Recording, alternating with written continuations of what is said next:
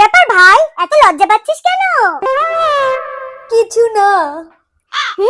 আমি বুঝি তুই নিশ্চয় কোথাও চক্কর চালাচ্ছিস, বল।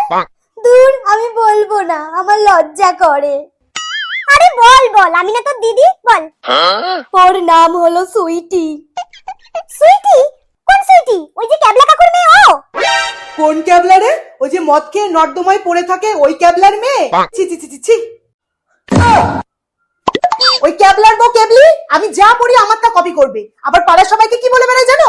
আমি নাকি ওরটা কপি করি। আমার তো দায় পড়েছে ওর মতো কেবলির তো কপি করতে যাব। আর শোন ভাই, ওর তো একটা দিদিও আছে, কি গবেট, সারা বছর ফেল করে, আমার সাথে পড়তো তো। দূর, ভালো লাগে না। কি রে ভাই, তোর মন খারাপ হয়ে গেল নাকি?